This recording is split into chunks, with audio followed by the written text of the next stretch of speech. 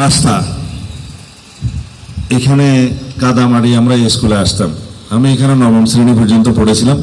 দশম শ্রেণী কেন পড়তে পারি না সেই ইতিহাস আজকে বলবো না। এই রাস্তায় আমরা ওই কাদাতে পড়ে যাই না এমন কোনো দিন ছিল না। তখন থেকে আমার স্বপ্ন ছিল যদি কোনোদিন সুযোগ হয় এই রাস্তাটা পাকা করব। এরপরে একবার, দুইবার, তিনবার বিবর্তনের মধ্যে দিয়ে এটা এখন রোডস অ্যান্ড হাইওয়ের সড়ক, কিন্তু এটা 4 লেন হবে খুব শিগগির ইনশাআল্লাহ। এটা অলরেডি কথাবার্তা হয়ে গিয়েছে। তখন এই খালটা আরেকটু পশ্চিমে শিফট হবে, উপজেলার এই থানার কিছু জায়গা যাবে, এই পাশে যাবে।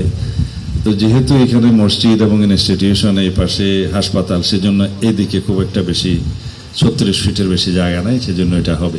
বাকি সব বন্দোবস্ত হবে এবং এটা হবে port connecting number ward, port connecting road number 1। তবে এখন একটা পোর্ট কানেক্টিং রোড হচ্ছে, যেটা আমি আমার একটা অবজারভেশন আমি উপদেষ্টাকে দিয়েছিলাম, জাপানি অথরিটিকে দিয়েছি। সেটা হচ্ছে 13,000 কোটি টাকায় 27 কিলোমিটার রাস্তা বানাচ্ছে, পৃথিবীর মধ্যে সবচেয়ে ব্যয়বহুল রাস্তা, অথচ লোনটা আমাদের ঘাড়ে থাকবে। আপনারা অঙ্ক হিসাব করে দেখেন, প্রতি কিলোমিটার 500 কোটি টাকার বেশি যায়।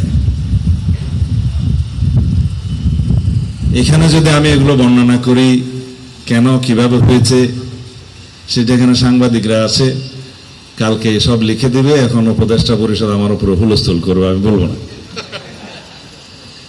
ফ্লাইওভারের মতো করে মহেশখালী মথরবাড়ি থেকে জলাভূমির উপরে, এই মিলিশিয়ার পিছনে, বদরখালীর পিছনে, বিভিন্ন জায়গায় সামুদ্রিক ল্যান্ড, সোয়াম ল্যান্ডের উপরে এলিভেটেড ওয়েতে 6 কিলোমিটার হবে, বাকি 6 কিলোমিটার মাটি দিয়ে হবে, যেটাতে আবার ওয়াটার ব্যারিকেড হবে, সেজন্য এনভায়রনমেন্টাল হ্যাজার্ড হবে এবং উপকূলীয় বিভিন্ন প্রজাতির এমনকি বিলুপ্তিও সাধন হয়ে যেতে পারে।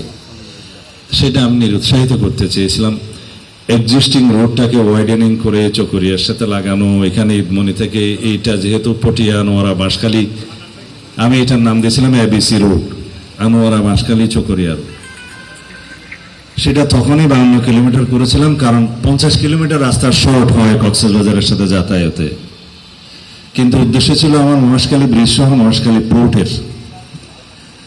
তখন এই মহেশখালী পোর্টের কনসালটেন্সিটা আমরা করেছিলাম 14 কোটি টাকা ব্যয়ে, নৌ পরিবহন মন্ত্রণালয়ের অধীনে। আমার বাসায় বসে এবং মাংনামা ঘাটে বসে কক্সবাজারের বিভিন্ন জায়গায় এই কনসালটেন্সিটা আমি সহ এখানে স্টাডি হয়েছে।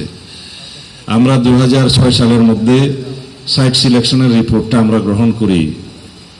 তখনকার পোর্টের নাম দেওয়া ছিল সোনাদিয়া রোড, সোনাদিয়া গভীর সমুদ্র বন্দর। কিন্তু 2007 সালে আমরা রাষ্ট্র ক্ষমতা থেকে চলে যাওয়ার পরে তার টেকনিক্যাল এবং ফিনান্সিয়াল